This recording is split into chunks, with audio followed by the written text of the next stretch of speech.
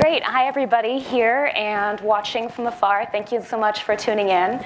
I'm Dina Maron. I'm a medicine and biology editor at Scientific American, and I and our illustrious panel this afternoon are going to tackle a rather challenging topic. We're going to be looking at the intersection of biotech and ICT, so information communication technology and IT in general. So kind of a big area, which is really exciting. I just want to frame the issue for us before we dive in a little deeper. With so much that we're seeing on the front lines of science right now, both in our headlines and in our research journals, everything from our abilities right now to create more test tube meat that one day we might see on our plates, 3D printing that is opening up new frontiers for our ability to build prosthetics, for our abilities to build cell parts, for our abilities to really transform the future of healthcare for us.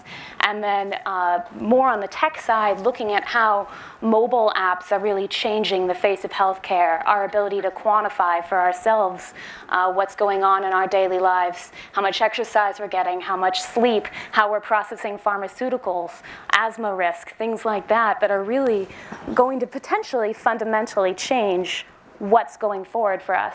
And even in areas like disaster relief, mobile phones are really changing our abilities to track and respond.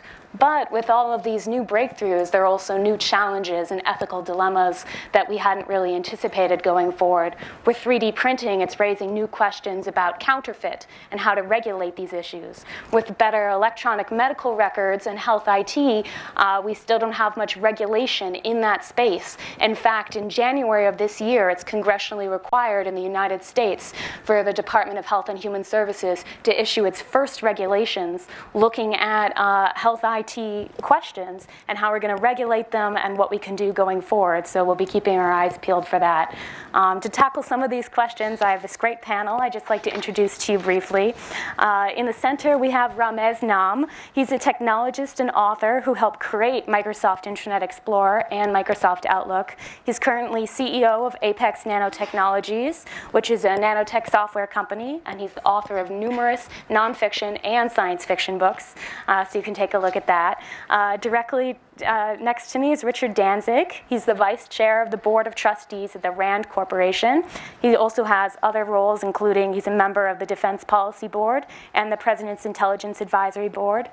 Notably, he was the 71st Secretary of the Navy from 1998 to 2001, and a senior advisor to then Senator Obama from 2007 until he became president in 2008.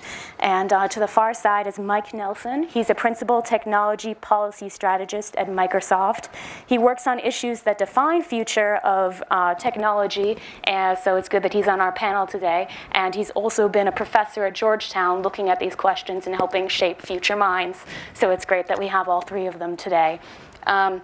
Before we get started, they're each going to do about 5 minutes of response. I'd really love it if within that you could try to keep your comments a little brief. And we're just going to ask a little bit about some of the opportunities you see going forward, as well as how we can prepare for them.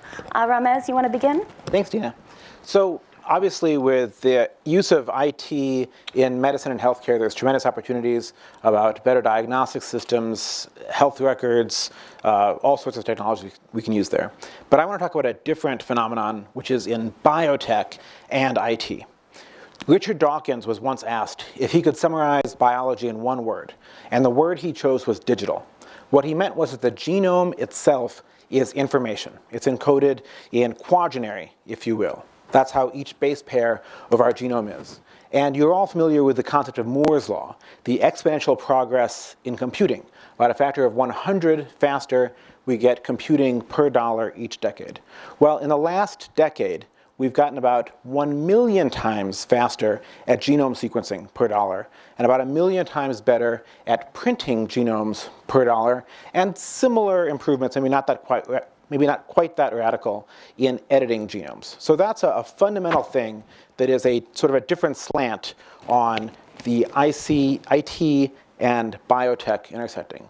And that's a platform technology that I think has 3 big opportunities for us. The first of those is outside of healthcare at all, because so much of the world that we care about outside of our bodies is actually biological. Earlier we had a session about the food, water, energy nexus, and a lot of those problems are actually problems that biotech is being applied to. We have to grow about 70% more food by 2050 to feed the world. We don't have the luxury of chopping down a lot more forests to do it, and so we see that biotech applied to crops is one of the big ways we can do that. We know that we have to reduce fresh water use while growing those crops, and again, reducing water use per calorie grown is a big frontier in agronomy, and biotech is key to that. For all that we were talking about transport improvements and so on, there's about 800 million vehicles with internal combustion engines on the road today, and the only viable path we see today to fueling those vehicles in a carbon neutral way is next generation biofuels, which are the sorts of things that genomic pioneers like Craig Venter and George Church are now devoting themselves to. So that's one big platform direction that we can take this. A second, in healthcare, is diagnostics. So now we do most diagnostics via symptoms or via markers in your bloodstream or other sorts of biological markers. But we don't actually get inside the cell. But increasingly, as the cost of gene sequencing has dropped from that $3 billion, the first genome cost, to now approaching $1,000, and in another decade, perhaps $5 or $10, we're looking at the ability to actually look at what genes you have expressed, not just what genes you have, but what genes are active in a cell or an unhealthy cell, and actually know what the root cause of an illness that you're experiencing is. And that's a potential breakthrough in medicine. And the third, which is possibly the hardest, is actually applying genomic technology to therapies. It's maybe the hardest because we are, for a variety of reasons, very, very risk averse to messing with the human body. Our tolerance for error in energy technologies or food is much, much higher. You mess something up, it's okay. Our tolerance for error in applying a therapy to a human is very, very, very low. But even so, there's a potential there to not just treat a disease in a chronic sense, but to go in and actually rewire the genetic problems that are in the body and fix diseases, not even just the diseases that we think of as being genetically based, but problems like, as you age, heart tissue starts to express a certain gene less, which makes your heart less efficient. That's the sort of thing that we could tweak later on. And those sort of developments will take decades to come to fruition. And there are, of course, with this, risks. That lower and lower cost of biotech means that now things that it used to take a major research university to do can be done in a garage. We have the emergence of the DIY bio movement, the do-it-yourself bio movement. In Seattle, where I live, there are now multiple biohacker spaces where you can genetically engineer individual bacterium or viruses in what was a garage. High school students are doing genetic engineering. And that means that there is the real possibility that at some point we'll face a national security threat where someone could have engineered a pathogen. Now I think we'll find that's actually much, much harder to do in an effective way that makes an effective weapon than the scary fiction will make it sound. Most of these things will simply just fail to work. But it is something we have to keep our eyes on. So with that, I'll stop and pass it off to Richard. Well, thank you. I should begin by apologizing for my informal look. As a national security type, the phrase Snowden had new meaning to me today.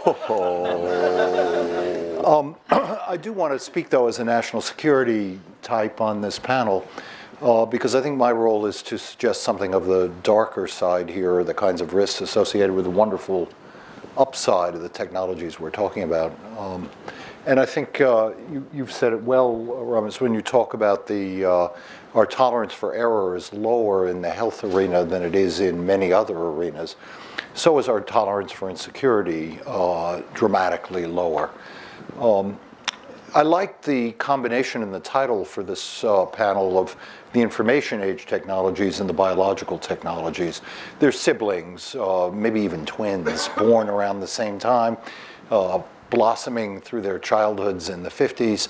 And the convergence of these twins, almost, if you'll forgive the metaphor, in an incestuous way now is quite striking as we harness in 100 ways the information revolution to the biological revolution and the biological revolution to the information revolution.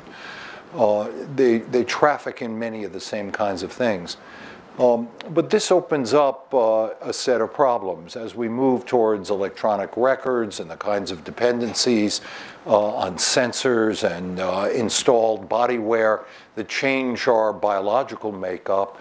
So the same kinds of problems that afflict the hacker world, that afflict us through hacking or through state interventions or criminal interventions in the computer world, will come to trouble us in the biological world.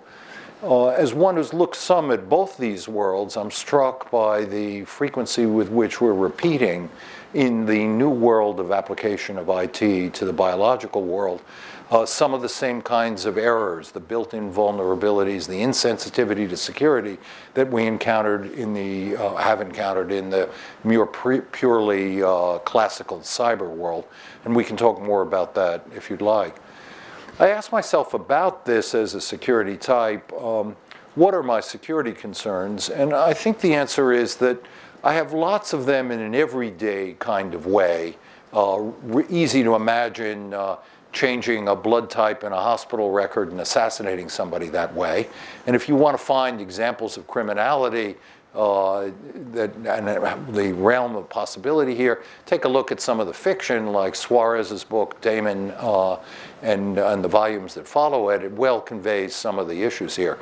But I must say, I'm not terribly concerned about that. We confront criminality all the time, and we confront even murder, et cetera, with some frequency in day-to-day society. The central question, I think, is the catastrophic one. Are there, in the new world we're creating, potentials for attackers to, either because they're vandals, or because they're essentially anarchist, or because they're working for groups or have some ideological agenda, among them even agendas like environmental improvement and the like? Are there opportunities for them to do things that essentially hold the rest of us hostage or prisoner? Can the state, the US in this context, be unable to exercise its will because of attacks of using these new technologies, or because people undermine our dependence on these technologies?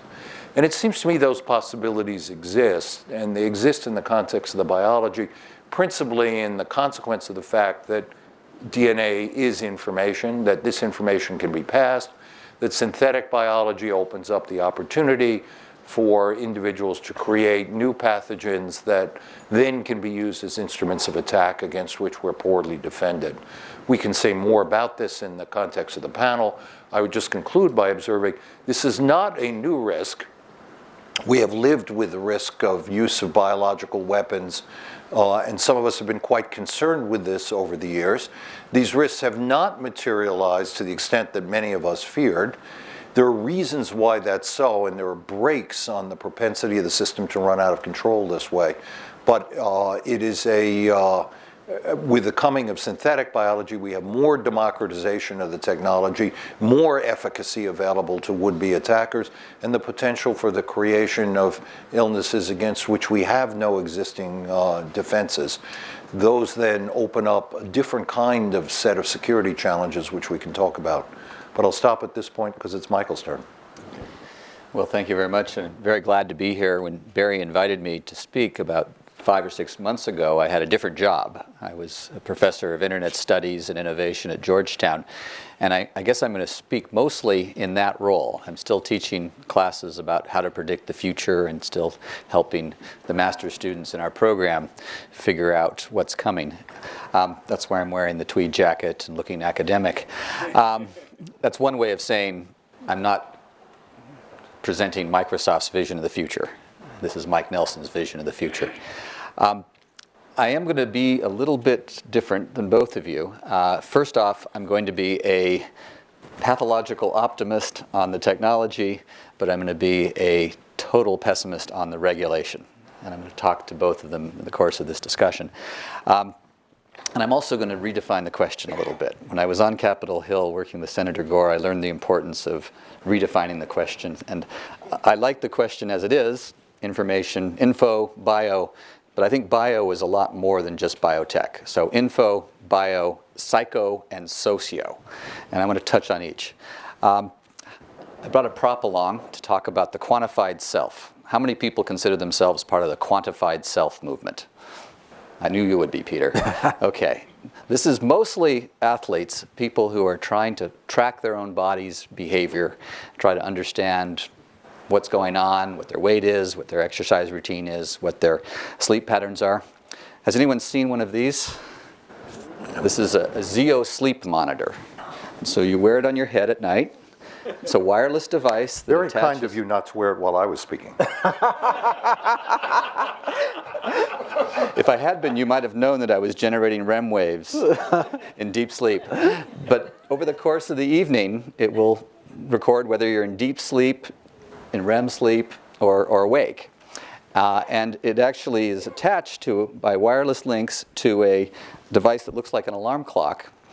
And you can adjust the alarm clock so that it won't wake you up out of a good dream. Or if you want to remember your dreams, it will wake you up in the middle of a dream. What's exciting is it will track your sleep behavior from night to night. And you can post these and share these with friends. Larry Smarr, one of the pioneers of supercomputing, posted an entire year's worth of his sleep data, showing, sort of how he had slept in different places, looking at all the different things that affected his sleep. And it was a very effective way for him to improve his sleep. And a lot of us swear by these devices. The only problem is the company is now bankrupt. But there weren't enough of us. But it's a great example of the kind of better health through better data. And I'm going to focus on that primarily because you both have talked about better technology for curing people. I want to talk more about better data for keeping people from getting sick in the first place. Another example in this area is 23andMe. How many people have tried that out? Wonderful service that does over 70 different genetic tests just from a little bit of spit that you send to them. They were closed down by the FDA a week and a half ago. But it's a great service because you get these tests, most of which are for incredibly obscure diseases, 1 in a million, 1 in 10 million. But knowing that you had that possibility in your genetic code means that if you do start showing strange symptoms and show up at the doctor, they know to look into the possibility that you're showing symptoms of that genetic disease. It's also reassuring if you, like me, find that on the big four, diabetes, cancer, Parkinson's, and Alzheimer's, you don't have a higher than average propensity to those diseases. Unfortunately, the FDA has decided they weren't doing enough to inform people about what this information meant and the possibility of error. And so, for now, they've been shut down. Another example of this is in the area of social media, where people are forming communities to get healthier. Pew Internet and American Life Project, which I serve on the advisory committee for, has done a lot of surveys looking at how people use the net to get information about their health and to monitor their health. More than 30% of Americans have gone out and shared information about their health with others online. I have something called the Intercontinental Facebook Weight Loss Challenge. And me and a couple dozen friends have all decided we needed to lose some weight. We usually do this over the holidays. And we weigh in every week. And just the peer pressure has helped us lose a total of about 210 pounds for 20 people. And more importantly, to keep it off for 2 years. This is another example of how online communities can help people become healthier. Another example, they're finding more and more that what your social networks do influence what you do, whether it's smoking, overeating, overdrinking, and by understanding how these communities work together, by understanding the sociology of health, using the data that comes from big data, we have a chance to really build a better, safer, healthier environment. You mentioned the incredible progress we've made on genetic testing. There's also Zuckerberg's Law. Anybody familiar with Zuckerberg's Law? Zuckerberg's Law, and this is validated through the data, is that every year Americans will overshare twice as much information as they did last year. That's a gold mine if we're trying to track healthy behaviors, trying to understand what causes people to not be healthy. We have a huge opportunity in this area of big data to improve the health of Americans. And this is genetic data, it's exercise data, it's diet data. And my other prop I just wanted to throw up here. This is the big book of big data. It came out last year just in time for Christmas. I don't know how many of you already have one. If you're a real geek, you got this under the Christmas tree last year. But it's by Rick Smolin, who's the guy who did A Day in the Life of America, A Day in the Life of the Internet, A Day in the Life of the Soviet Union. And this is full of beautiful images of all the different ways in which people are using data, many for health and medicine. I urge you to get this. You don't have to buy the book, although I understand it's discounted because the app is even better. So you can, the human face of big data, it's a great way also to, if you have a CEO who doesn't understand big data, you buy a copy and put it on the coffee table in his waiting area or her waiting area. And out of curiosity, they will open it, and every page has a wonderful examination of how data is changing the world. And about a third of them are related to health. So that's my take on this, and happy to go deeper. Those were great opening comments. Thank you. I noticed you each touched on aspects of the democratization of health and the democratization of technology. And what I'm really interested in hearing, to pick up a thread from the other panels earlier, is how you think this is really going to transform inequality and the widening gap between the rich and the poor. Certainly we have more opportunities with do-it-yourself things like 23andMe or HAD, have more opportunities with 3D printing if you can get a 3D printer or access to one. The DC Public Library, for example, has a 3D printer, and you can sign up to get on a list and go in and utilize it. Or you can take an opportunity, if you have a smartphone, to do more quantitative information on yourself, but not everyone has a smartphone. Would one of you like to start responding to that question? One thing we started to see is that governments are paying for Medicaid recipients, Medicare recipients, to have a smartphone. Because the telephone, the smartphone is the most powerful medical device you can have for many patients, because it can track whether they're taking their medicine. For people who have mental health problems in particular, having that daily reminder to take the pill can really make a difference. Having people check in on a regular basis so you know if things are okay. That is so much in the long term that it's well worth the few $100s a year to provide these phones. Microsoft's been doing some experiments with various state healthcare providers to do just this. And the apps are very simple. Again, they're sometimes just collecting data about whether people move around in the course of a day. If somebody stays at home all day for 3 days, maybe somebody should check on that. You know, sorry, after you are. Well, so I would say that in general, what we see throughout history is that when technologies are centralized under their control, that leads to more inequality, and that the democratization of technology usually lifts more boats than not. So that's sort of the general rule. And we've seen, we used to have a great deal of worry about the digital divide. That was a very real concern. Would poor people, even in the US, get access to digital technology? And as a previous panelist mentioned, now we're approaching 7 billion cell phones in the world, and we see clear data. Farmers in Africa use cell phones to make more money because they can text message someone and find out what the cost for their crops is at market and see if they should make the day-long trip and so on. So that's a very good thing. Then to dovetail off of what Mike was just saying, there is a huge potential value of digital technology saving money on healthcare. When we spend $2 trillion a year on healthcare in the US, that's about $7,000 per person in the US, and a smartphone costs a lot less than that, really. So you can cut down to the manufacturing cost. You've got $100 maybe for a smartphone. If that can easily pay for itself.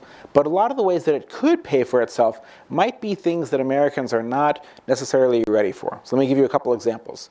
The number one drivers of healthcare costs that Americans could control easily are behavioral. So what you eat, do you smoke, do you exercise? So how many people would be excited about an app or a thing that you wore, or maybe an implanted sensor in you that gave you little feedback and maybe gave you a real-time discount on your insurance rates or a real-time kickback every time you ate healthy, penalized you when you had the foie gras, and so on. So under the ACA, the only thing besides age and a couple of rare conditions that insurers can use to change your healthcare costs is whether or not you smoke.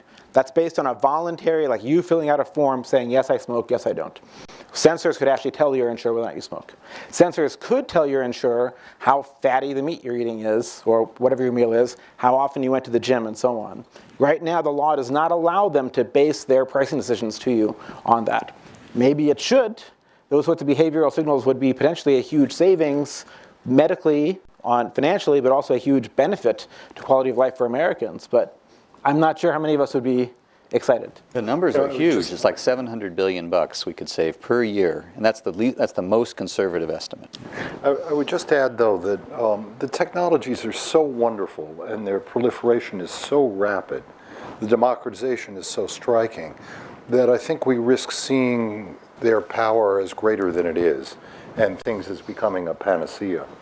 So, for sure, historically, as we got the Industrial Revolution, for example, people could wear better clothing. I'm not really a good example of this, but still, could wear better clothing that approached the elite. And in that sense, the inequality gap is narrowed. They eventually became able to drive automobiles, and horse and carriage, which wasn't so available, now becomes available. But would any of us say that we don't live in a fundamentally unequal society? I don't think so. I think the inequality is still very large. So I think we ought to recognize as we celebrate these achievements that inequality is not something that is likely to be ultimately addressed by technology, however powerful the technology may be. It can chip away at it in the margins, but a large number of cultural and other kinds of variables are causing that and are likely to persist. But the healthy and the wealthy have a real interest in making sure that the poorest and the sickest are taken care of. You look at the numbers, and it's astonishing how much money is spent on the sickest 1% in the country. It's the other 1%. And this is where technology could really make a huge difference. These are often the homeless people who are spending $200,000, $300,000 a year in hospital expenses. They're in the hospital maybe 2 months of the year in the emergency room. Yep. And having the technology to, again, know where these people are, know that they're taken care of at night, so they're not ending up in the hospital for a week with frostbite. There's a lot of places where you and I as taxpayers could have a lower tax bill if we deployed technology to take care of these people. And the good news is that the data is coming out now about these people. In law enforcement, we have a similar problem. Have you heard of the $1 million blocks? In New York City, you have single blocks where we're spending $1 million a year to incarcerate people who came from that neighborhood. And this is a health issue. These people are not being taken care of. They're often, suicidal, or they're doing things that homicidal because of mental health problems that aren't being treated. Mike, I think this is exactly right, but and I think my own argument, I suspect you might agree, is that the thing that has best reduced inequality is the public health system. Yes. But the reduction in inequality in these domains should not lead us, I think, to believe that if a panel were meeting 50 years from now to discuss this subject, they would be saying, well, inequality in our societies has been very substantially eradicated. Any more than we now say, as compared with 1900, well, inequality has been dramatically eradicated. And that's all I'm... Yeah. I think we have a whole set of other challenges that Andrew McAfee was talking about this morning, automation, and a lot of people, the Google self-driving car is amazing. There's also about 4 million people who drive cars for a living in the US. The Google self-driving car will save lives, will save money, about 50 billion hours a year that Americans spend driving, 8% of GDP by some estimates. Awesome. 4 million people drive cars. So there's a lot of issues outside of healthcare on that. I do want to add one point, though, which is not strictly about inequality, but a little bit related, which is about price and price of these technologies. I was just talking about the healthcare savings potential of changing behaviors. But when we talk about these digital technologies, especially the kind that Mike was talking about, that are sold to consumers right now, we see very aggressive price trends on them. They're sort of dropping in price. In fact, frankly, most of them you simply could not buy for any price 5 years ago. So it's actually really quite amazing, right? But when you look overall at the market, the only things where you see price dropping in healthcare are the things that are bought out of pocket, where there is price competition between vendors and the consumer is having to make a choice. Which of these is cheaper? And that's exerting a huge pressure on vendors to lower their costs. And in the rest of the market, we don't see that. Healthcare prices have slowed in their rise a little bit the last few years, but they're still rising faster than GDP. In Europe even, where we admire that their costs are so much lower, the costs are still rising at twice the cost of GDP. So independent of the things that we can do by gathering all this information, there's still a matter of getting the right incentives in the system. And overall, there's a correlation between more technology use in healthcare and higher prices. So the technology can bring prices down, but only if it's mated with the right incentives in the system to somehow encourage use of the highest ROI services and encourage technology providers and service providers to innovate in bringing prices down. And that's something that no developed country, the US or Europe, has yet figured out. So that's another wave of healthcare reform hanging out there 10, 20 years in the future, I think. I'm really glad you raised that, because big data can help us fix the institutional problems. There's a project from ProPublica called Dollars for Docs. They tracked all the payments that pharmaceutical companies were giving to doctors, created an app that allows you to go into your doctor and find out how much money they're getting from different providers, and to see whether they're giving you a $25 a pill drug because perhaps they're getting a reward, a speaking fee from a certain pharmaceutical company, even though the $2 or 50-cent pill would work even better. Touching on a point that Ramez made in his opening statement, I'm really interested in what's going to be a frontier problem going forward with better genetic testing, which is incidental findings and how to handle them. When you're looking for one thing, and then from a cost perspective and insurance perspective, it was cheaper to do a bundled test, let's say for something genetic, and you stumble upon something else that you weren't looking for. And maybe it's something that there isn't actually a treatment for yet. Maybe it's something that would never really develop into a problem, let's say a marker for Alzheimer's.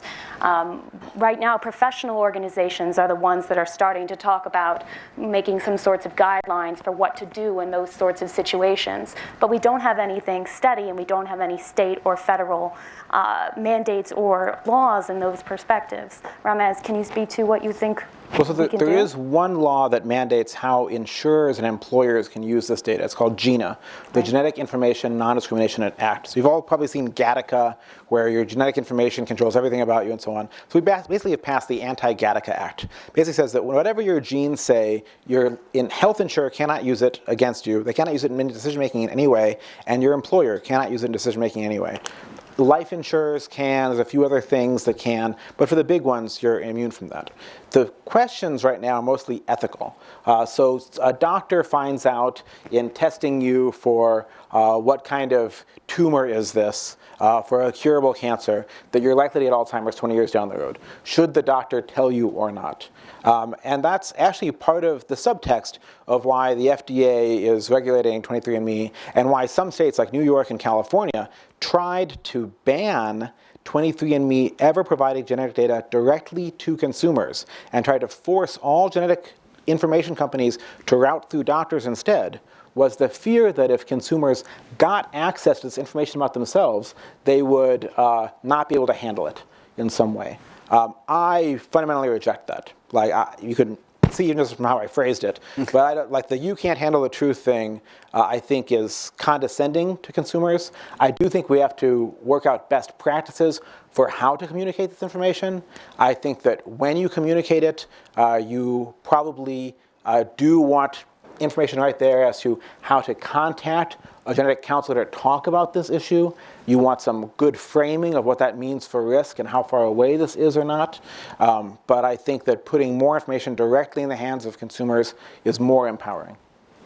Is this different, or is it just an intensification of something we've been familiar with before, as for example, PSA information. Yeah, it's true. In many states, you can't go in and get a blood test for your cholesterol or for your blood iron without a doctor's prescription. That is the state of affairs in most of the country. And that to me also, frankly, seems sort of backwards on things that are not that hard to interpret. And we'll see if that is ever reversed. But this is a new frontier. The arguments that genetic information providers are making is this isn't even necessarily health information. Some of it is just ancestry information. Some of it is just interesting information about you. And I hope that they can win that fight. But because there is so much precedent that you can't get a normal blood test. But this is another example of democratization in a different context. Yes. The professional groups want to retain their monopolies. Yes. And the laymen struggle for access. And now we have more information, better ability to communicate, so it intensifies that struggle. I'll give you another example of that. So we've known for a while now, this is another tangent, but it's a topic on ICT and healthcare. We've known for a while now that in some cases, expert systems, AIs written for healthcare, can do better diagnostics with more accuracy than doctors. Watson, you all know the IBM AI Watson that won on Jeopardy. It didn't just win on Jeopardy. It beat the 2 highest grossing human players on Jeopardy of all time, the human top 2 champions of all time, and it crushed them. It wiped the floor with them. It made some errors, but overall it wiped the floor with them. So IBM sees healthcare as their big business for this. Okay? You got to wonder Based how on much, big data. Based on big data. Right. Got to wonder how much Watson would upgrade this panel. He had some pretty funny... Well, Richard, I think that. But the real barriers to Watson in healthcare are going to be institutional. It's going to be about liability is going to be used as an excuse, but it's going to be about are doctors willing to accept the use of this tool that to their mind sort of undermines their specialness in this area or not. That's what will get in the way of a lot of uses of ICT in a lot of industries, actually. Dovetailing off of that, Richard, I'm really interested, you talked a little bit about cybersecurity before, and there's still this sort of ephemeral idea that a lot of medical devices are at risk going forward with cybersecurity. And as we more and more integrate for telehealth purposes to share information with, let's say you have a second opinion from a doctor far away, so they upload even your exam results, your CT, so people can see it, that is always a risk that a virus indeed could come in when you put a patch in to update a system. That could be a risk. But you talked about before in other areas of cybersecurity how risk that we've been concerned about has never, in some cases, has never really presented itself in the fashion that we were concerned about. What do you see going forward here? Well, the historic concern in the cyber world is that as we got the developments of the 60s and the 70s and the 80s, people saw the opportunities in the technology and the economic incentives to produce the results. And the effect was that not enough attention was paid to the security risks that came with them. And in some ways, this is abetted by the legal system, the incentive structures, et cetera, all of which could be talked about. The effect is that in the cyber world, we've created architectures that need catch-up, but that are very difficult to transform because of the existing legacy systems. And the concern that many people have, I think, is well-founded, that we're now expanding in many domains cyber capabilities. The health system is one of those. But as we do that expansion, if we pay no more attention to the security implications than we did historically with respect to those systems of the 70s and the 80s, people are going to be vulnerable. I am not phenomenally concerned about those vulnerabilities in a day-to-day way. It worries me, but 25,000 people die from automobiles in the United States every year. I can accept a measure of insecurity. What worries me is if the cases become so dramatic in these areas that they undermine people's willingness to use these systems, or they create such an incentive for regulation that we dampen the innovation dramatically. Better to come to grips with these issues early and leave the scope for innovation relatively untrammeled than to do so hastily and reactively later. And I don't think we yet are really grasping that lesson. I see you nodding, Mike. Did you want to chime in? Just wanted to say that the most unfortunate thing about these regulatory barriers is that we're slowing down the collection of the big data. We're slowing down the development of very cheap and easy tests that could actually help us deal with an epidemic caused by either a naturally occurring virus or a bioengineered virus. The curves are still moving. We're going to be able to track antibodies in people's systems. Just a single drop of blood now can be tested for dozens of different antibodies and viruses and contaminants. One of the other things we haven't talked about is drug testing. I don't know how many people followed the travails of Rob Ford up in Toronto. One of the funny twists there was one day he challenged the entire city council to get a drug test on their hair. Because you can now do a drug test and find out what people have inhaled or taken over the last couple months. At one point, he was thinking about shaving his hair, so this would not be done to him. But we can learn a lot now from these tests applied to everybody. I think I should shave my head. You better, yeah. Well, this is why historically we had politicians called wigs. Never mind. Just trying to contribute to the discussion. A tweetable moment. But just to stay with the point about the regulation, this comes back to something you said in the opening, Ramez. This is a striking difference between the cyber world and the healthcare world is that the healthcare world is, as Ramez said, heavily regulated. It is a much more controlled world. It also has more developed norms, professional norms, as for example amongst the doctors. It has an entrenched elite, the doctors and the professionals. Cyber world didn't have really these attributes. There is a science of biology in a way that computer science hasn't quite achieved. And this will cause the trajectory of regulation and of control and the balance between innovation and regulation to look different in the healthcare world than it does in the other arenas. But the same underlying forces will get refracted through that prism. It's just that it will be a different prism. We talked earlier in the conference about the democratization of innovation. We really need to have a democratization of diagnosis and treatment. This thing is not just for diagnosing your own problems. Has anyone heard of spousal arousal syndrome? Sounds like a good thing, right? To arouse your spouse? It actually isn't. It's what happens when somebody who snores a lot or has sleep apnea disrupts the sleep of their spouse in bed. This can also diagnose your partner who may be not getting enough sleep even though they stay in bed for 8 or 9 hours. Spousal arousal syndrome causes depression, it causes divorce, incredibly expensive consequences that could be detected with a $100 device.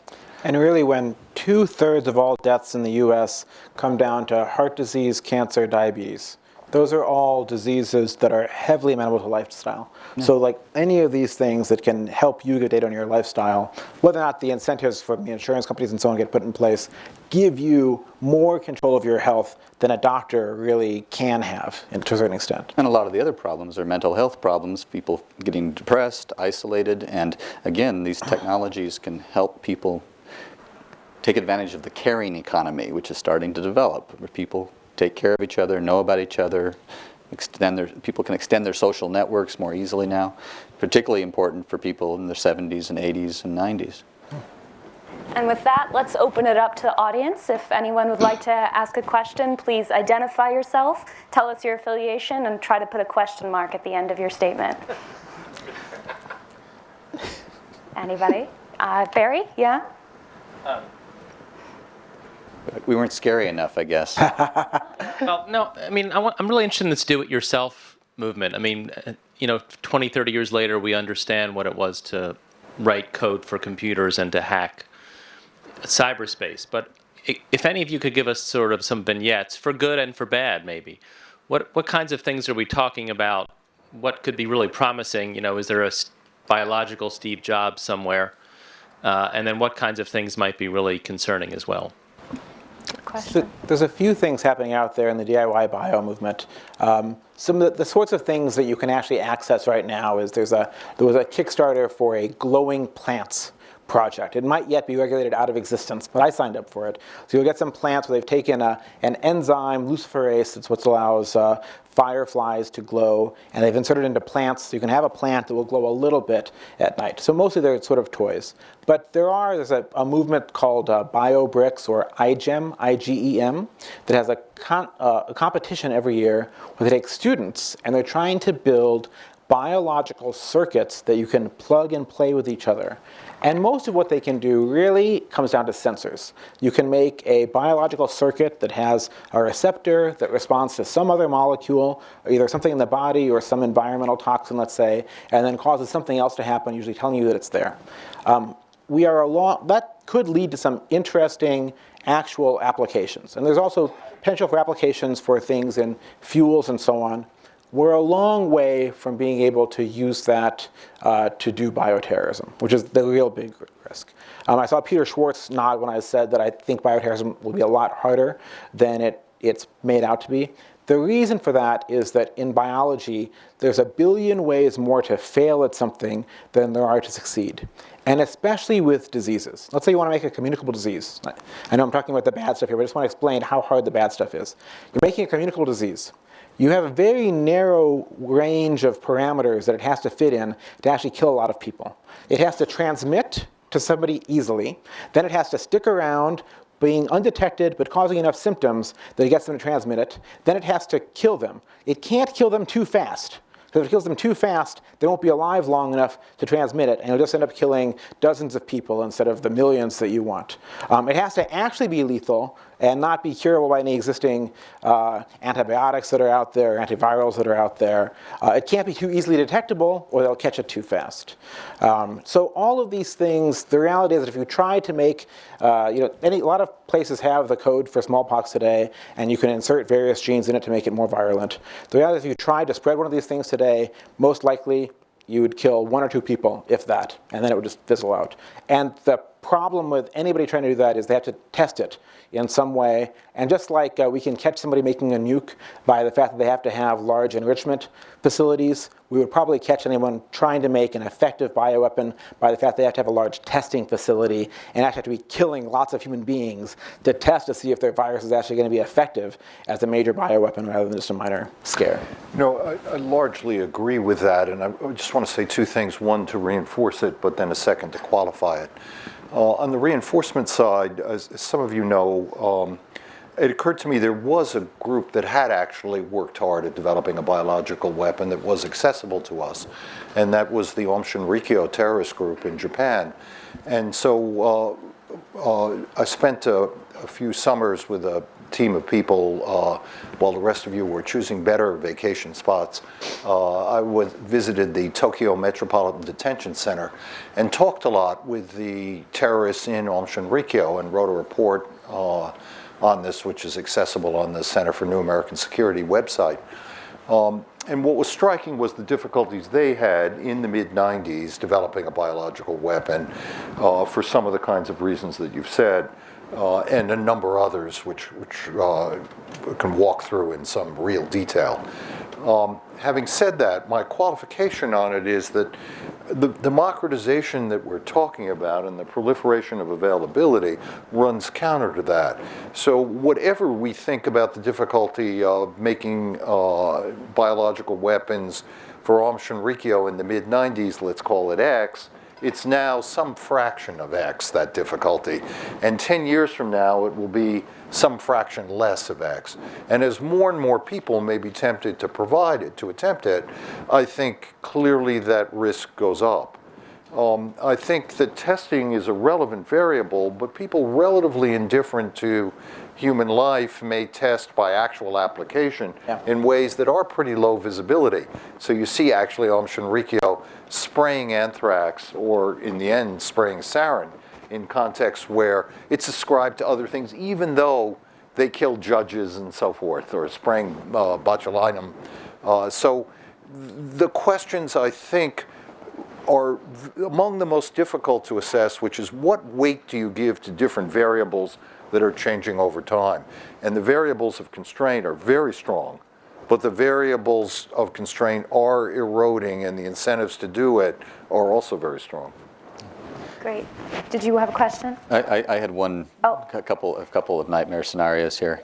One of them has to do with, again, mental health and the fact that these crazy people are finding each other online and building their own little filter bubble, like the fellow in Norway who killed dozens of people.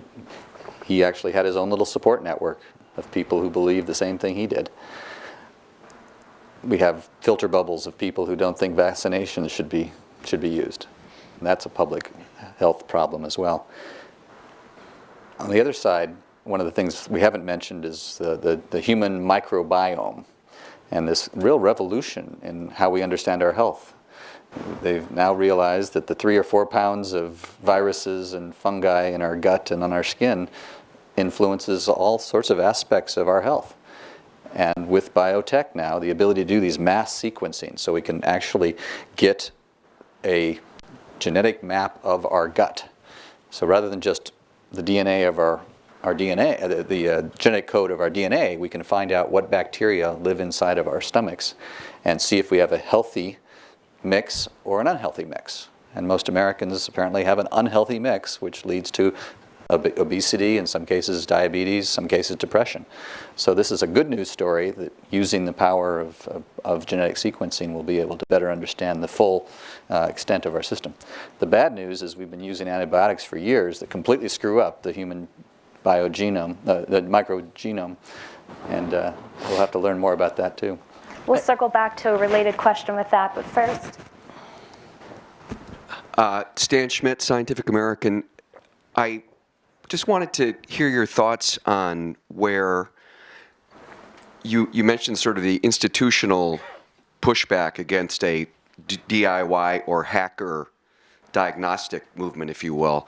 And I just wonder, especially for some of the more touch and less sort of diagnostic, I'm thinking gerontology in particular, where you see that sort of playing out where you don't really need high-end medical care, but just basic informatics would help. And is this the kind of thing that can happen on a massive scale for an aging West, for instance? And I'm going to couple that with this question from Twitter as well. Katie Putz asks, there have been many negative mentions of healthcare regulation, the medical elite, and FDA.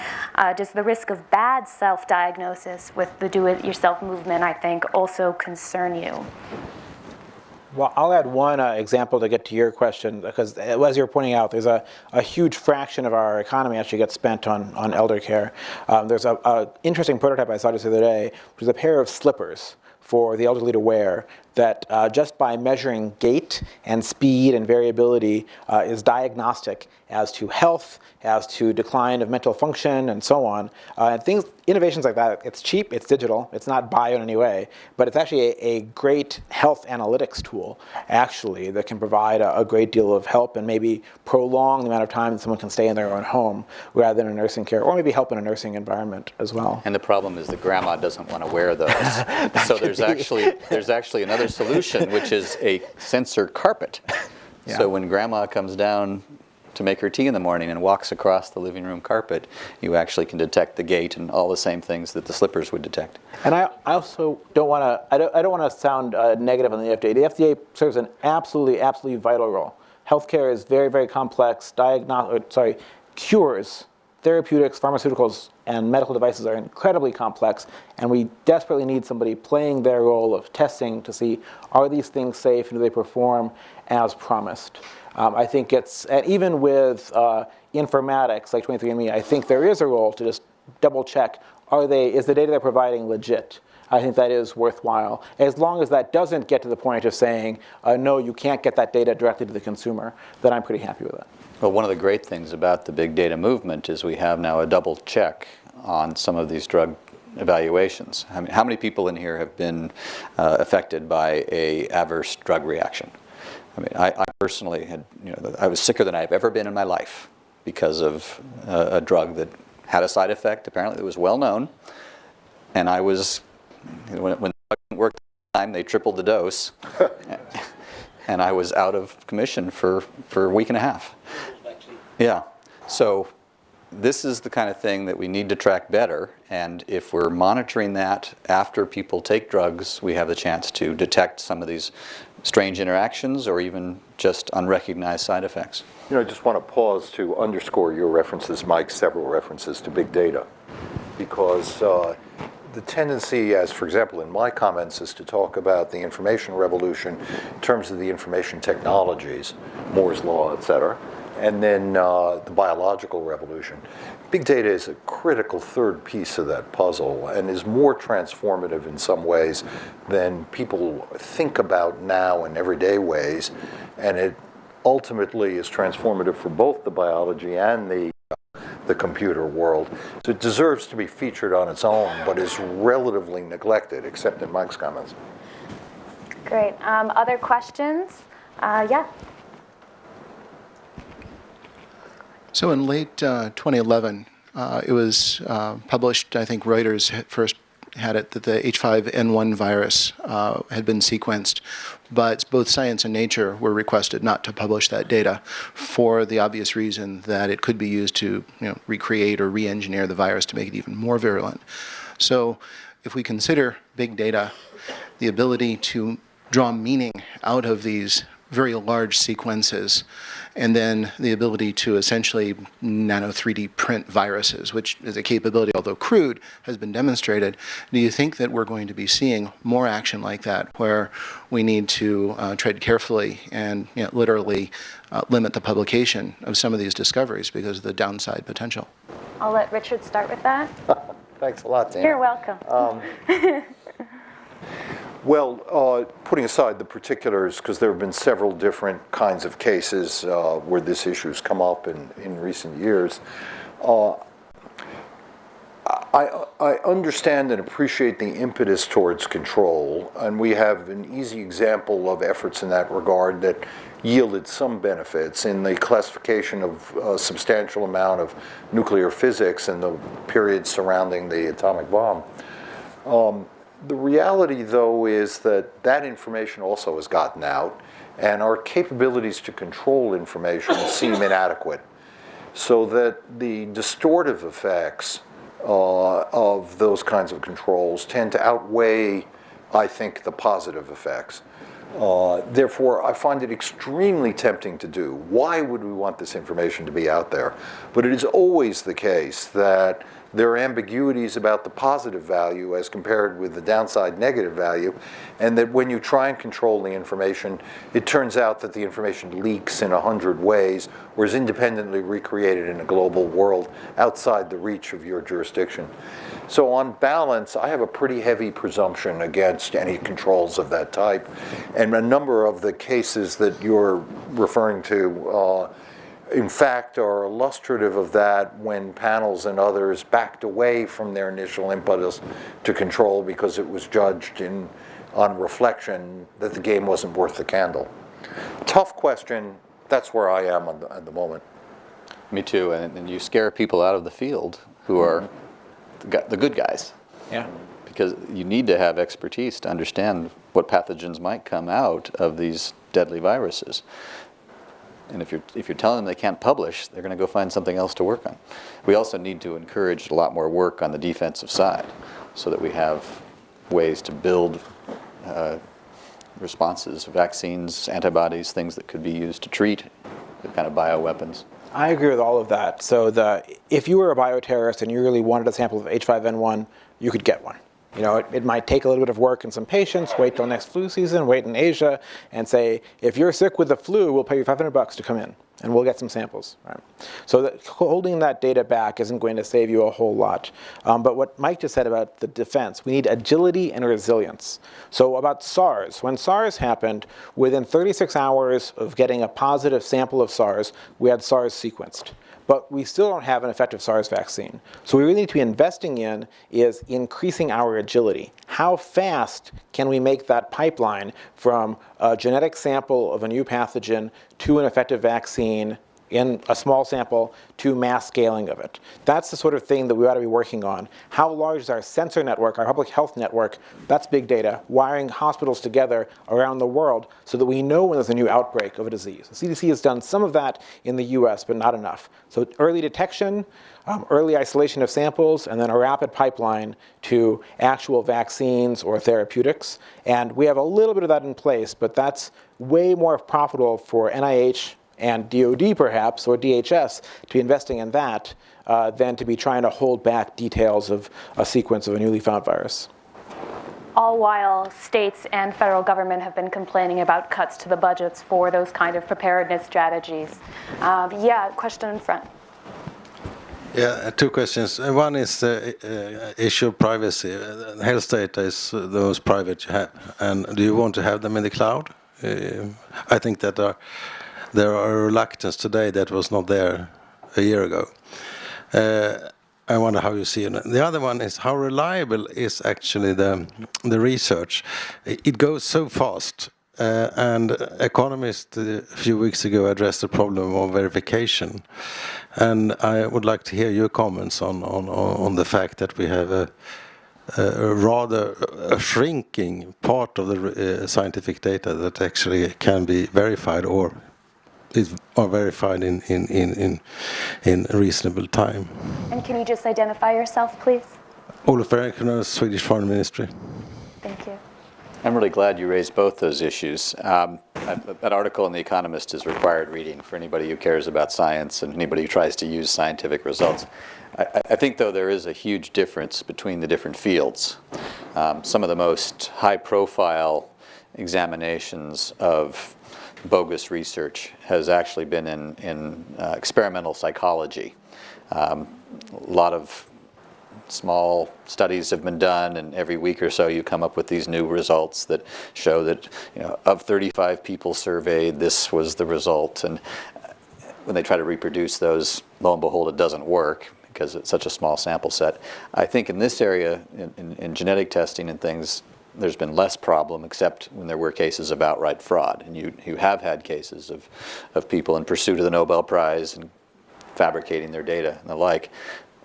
But when there's a big breakthrough, there's always a lot of people coming behind them trying to do it. And because this is pretty replicable, it's not based on some random selection of 35 undergraduates, there tends to be a self-correction process. I think your first question is even more important, though, and that is, how can we get the big data if people are not giving it to, not willing to share it? With 23andMe, they have over 1 million different analyses, and a lot of the people who did the tests either did share it entirely. I call those people digital exhibitionists, and they were willing to share, what genetic diseases they had, what markers they had. Significantly, they were sharing that information for themselves and also, in some cases, for their family members. And that's one of the interesting things about this. When you can violate other people's privacy by sharing your own genetic data. But the main thing that people did is what I did, which is I will make this available anonymously, and I will provide answers to a 40-question survey on where I come from, what my family history is, and with that data, they were able to make some very interesting correlations. But we have to provide that security. Means better encryption. I think we can store the data in the cloud, but we have to provide better security and show people that their data is protected. And we also have to solve this problem of re-identification. A lot of data is anonymized, but if you get enough pieces of data, you can track back and figure out, okay, that really is Ramez. And for sensitive data like this, we have to avoid that. Sorry, Ramez. You go ahead, no, I'll just add one brief thing. I just wanted to hitchhike on the second. Science knowledge is really like other knowledge. It's frequently better derived, but it ought always to be questioned. Indeed, this is a basic science tenet, but is accepted too readily by the public without that kind of questioning. And for me, there are two clear markers in bringing that point home. One was a wonderful experience I had when I was Navy Secretary, and someone the Navy sponsored for research won the Nobel Prize for Chemistry. And I asked around and said, how many people has the Navy supported and who won Nobel Prizes? The answer turned out to be some number like 35. So I had the bright idea, well, let's bring them all in for lunch to celebrate. Of course, all I really want to do is meet them myself. We got some 18 in, and after lunch I asked the sort of obvious question when you have a group like that, which was, we get together in 2100, and what's different?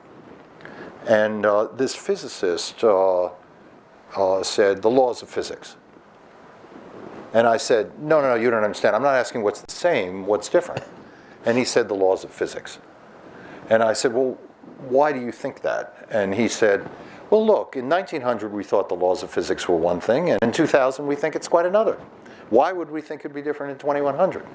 Now, there's obviously a sort of linguistic gambit in there, because he's talking about our perceptions of the laws of physics. But the basic point is, I think, extremely powerful and right.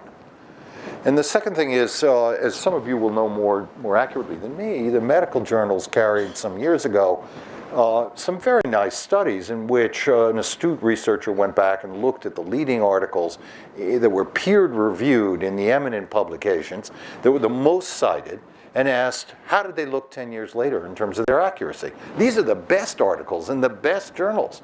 And what he found was that for those where control groups were run, and there were fastidious matched groups, the results stood up very well. But for those where there wasn't that control, which was a large number of the articles, something like a half, guys may remember the numbers better than I do, turned out to be inaccurate, point in the wrong direction.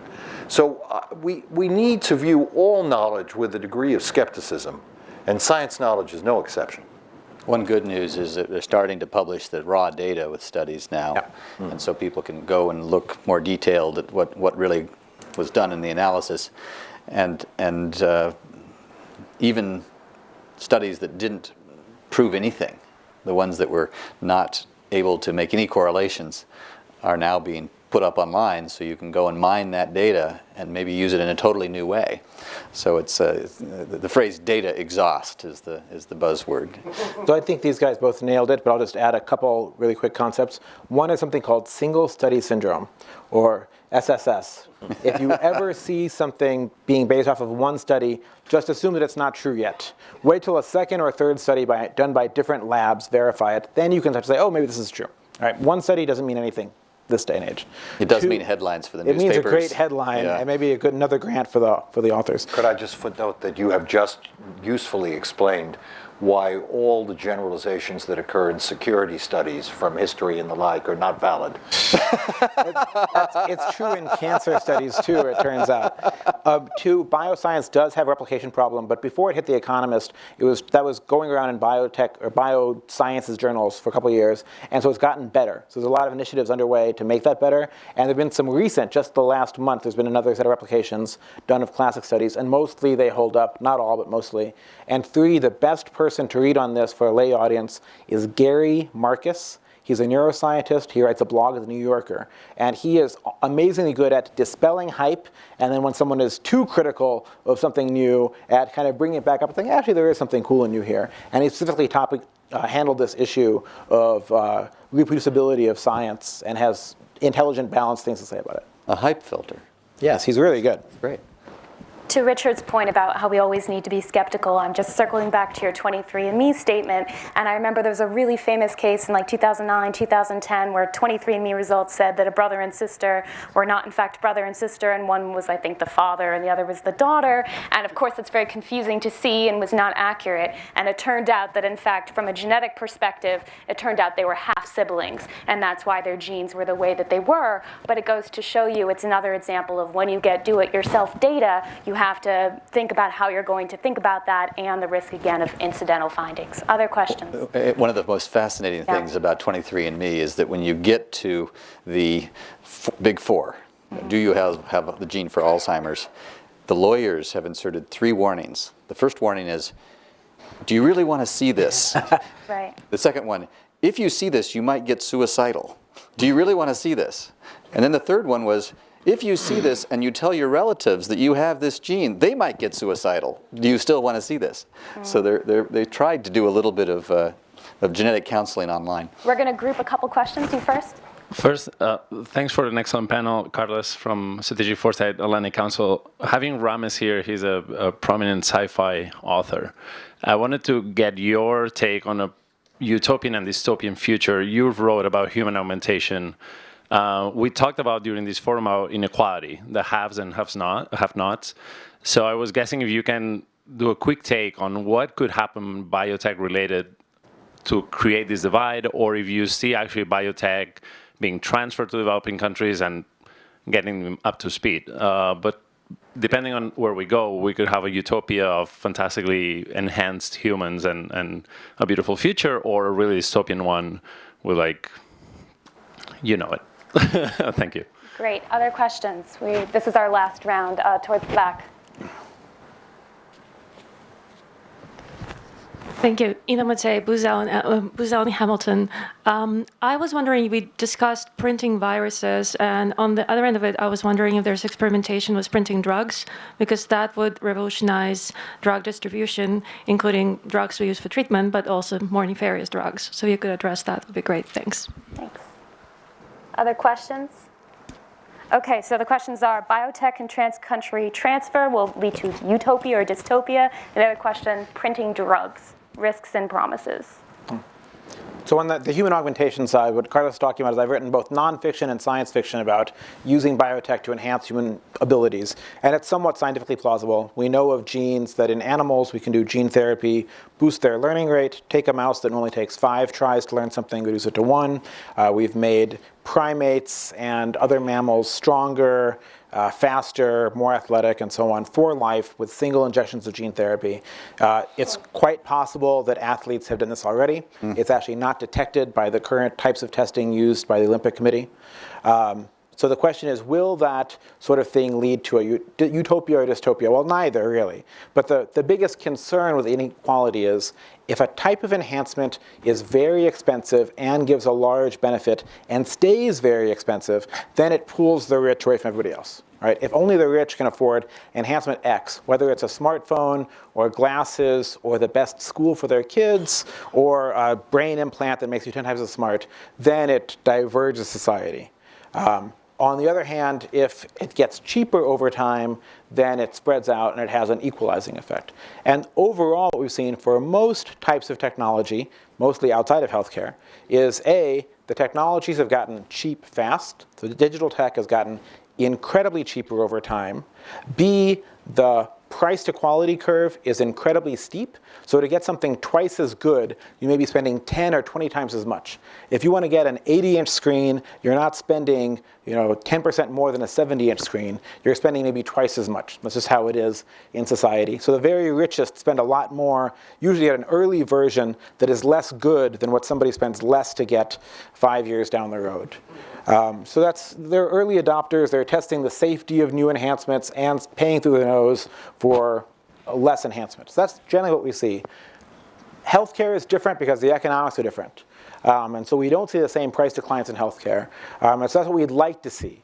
We do see price declines in healthcare where it's paid for out of pocket, as I've said. LASIK went from $5,000 an eye to $300 an eye. Cosmetic surgery we see drops in price over time, whereas everything paid for by insurance does not. So that gives us some hope that it's actually not a function of the technology, that it's a function of the systems that we have that are, and I'm not, by the way, proposing that we pay for everything in healthcare out of pocket. That has its own problems. But it says that there's something with technology should make it possible to make these things cheaper and cheaper and available to a wide slice of humanity over time, if and when they're actually possible and safe. They're possible today. It just might give you cancer to make you smarter. I would just add a couple of things in response to your question, Carlos. I also have to note that I very much appreciate Carlos's praise of the panel, but since he put the panel together, you might view this as an example of why skepticism is well-founded when you hear things today. On the general point, though, very striking how this democratization of technology that we're talking about occurs, for example, with cell phones. The most rapidly proliferating invention in the history of mankind. Yeah. No question about it. A set of the kind of movement that Ramez was talking about in terms of the increase in performance, very, very dramatic. you all are carrying around in your pockets more computing power than existed in 1985 in the highest level, high-end stuff. The effect of this is indeed a democratization. But the cell phone's different from other things in that if you've got cell phone communicative power with others in the network, you by and large are as well off in that domain as others who have that power. In the healthcare world, if I've got the ability to detect myself with a particular disease early on and don't have the ability to cure it because I don't have the economics, but other people do, or I have the ability to cure it, but there are secondary costs associated with time in hospital or whatever, or my quality of life is anyway going to be very low, or my life expectancy is going to be low because I'm going to be killed off by other things, I don't feel nearly as equal as I did when I benefited from the cell phone revolution. So I think this is a part of that complexity about utopia and dystopia that we're touching on, and why I think it's right to recognize that it's not likely to wind up at one of these extremes. The picture is likely to be more muddled. Just to play my role as the pathological optimist here. I earlier mentioned the bottom 1%, the people who are really badly off. If you look around the world, you have 1, 2, maybe 5% in some countries where people are actually stunted. The kids didn't get enough nutrition. They lacked a particular nutrient. In some cases, they were exposed to heavy metals at a critical point in their development. These technologies now are going to help us detect those problems before they do permanent damage. The child who has an IQ of 70 when they could have had an IQ of 110 is going to be a burden on society for decades, and might grow up to be a terrorist or a child soldier or whatever and cause even more problems. So I'm hoping in my utopian vision that with the data, with the sensors, with the cell phones, we can start addressing those problems of the bottom 1 to 5%. Could we just do 30 seconds on drug printing? Yeah. Sure. And then we should really wrap it up. Okay, I'm happy to do these, but you're going to do it better. Well, you start. Yeah. Yes, I think we can print drugs in the way with the revolutionary kinds of effects that you're describing. Since essentially 3D printing lays down composites, there's no reason why ultimately it can't occur for DNA and for the components of drugs, whatever they may be. But I just note there isn't anything so spectacularly unusual about this technology. We need always, along with our skepticism, to ask, in what way could we not accomplish these things as well with other modes? So for example, using bacteria or viruses or yeast to produce drugs are very effective modalities as well, which we're only beginning to experiment with, and we're going to need to, we're going to see, I think, these kinds of revolutionary changes.